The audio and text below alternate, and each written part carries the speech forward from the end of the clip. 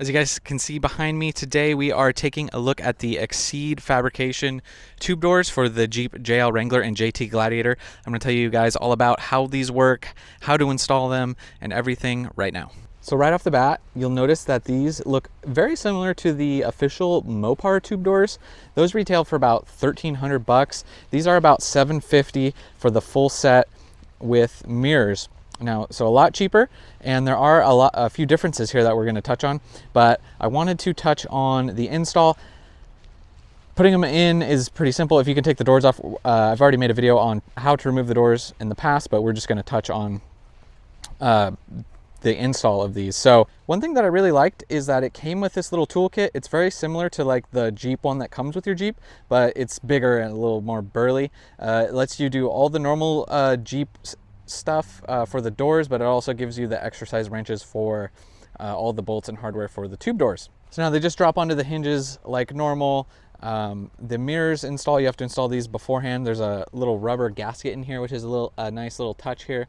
The mirrors themselves, they're obviously not power mirrors, and they don't need to be, but they do fold in really nicely. So they just snap in if you're parking or extra clearance even on the trail. They'll just snap right out, and then they're easy to adjust. You just push on them there. The doors themselves, they're like 2-inch tube, so they're really big and beefy. They have this like rubber mat up top. So this still gets, right now it's pretty hot here, and this still gets toasty, but it's way better than just the bare steel.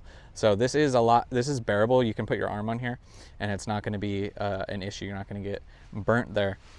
So as far as the install goes, once you set these on, the only thing I had to do was I took the provided ratchet, I just loosened up all 4 of these bolts right here, just a little bit, and because the door was aligning a little bit low, so I just picked it up and I latched it in, and while it was in, I just tightened these back up, and then that was all I needed to do.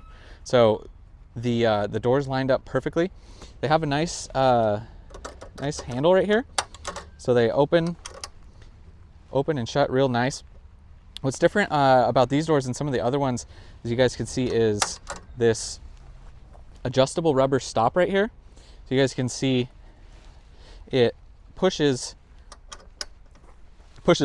against the body right here.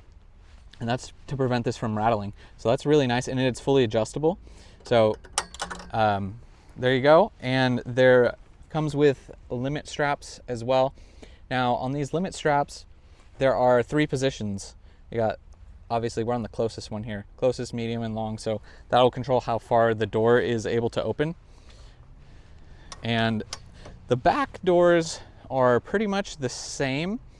I think there is only one thing that's a little bit different on the back, and I'll show you guys that right now. And that is on the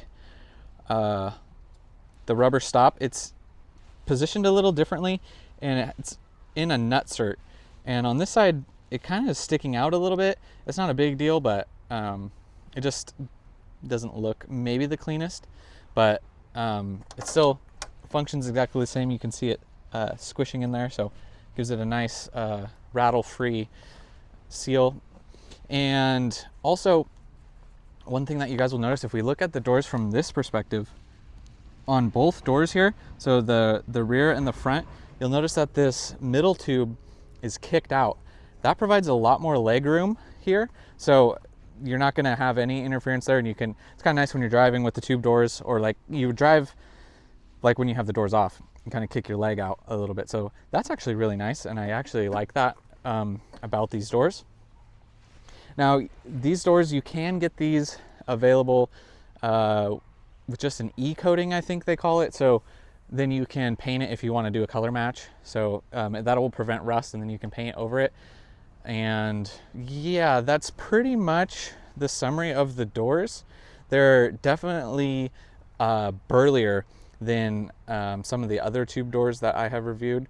There's a nice big tube, and I think if I had to have only one, if I had one complaint about them, which isn't a big deal by any means, but just to be, so you guys can see, I think a few of the weld quality, like they're not like that bad. It's not like they're gonna break or anything. But just coming from as a fabricator and a welder's background, like to see some of that tightened up personally. But you know, they're just tube doors and they're totally gonna hold up fine. I'm not worried about it in any way, but I just wanted to be honest on my review here. That's my only complaint, and I don't think most people would even notice it, but just me having done a lot of welding, it's just something that kind of pops out to me. You don't really see it on any of the other joints because they're ground and the coating is thick enough where you don't really see anything like that. But yeah, it's just kind of on the hinges and stuff a little bit, but not a big deal. They also have these really nice storage bags. Got their little logo on here, and for decent little carrying strap, so keep your doors nice and clean during the winter months when you have them off. There's also a little divider inside to separate so they're not getting scratched against each other. So pretty decent storage bags, pretty well thought out. If you're looking at picking up a burly set of tube doors and you don't want to pay the Mopar price of $1,300, I think at $750. Obviously these are expensive and there are cheaper tube doors out there. I have reviewed the Hook Road doors in the past, and those doors are solid, but they're not quite as nice as these doors are. These doors were a lot easier to set up, and they're bigger and beefier, and the latching mechanism and everything does seem a lot better. So bigger, beefier, stronger, they look great.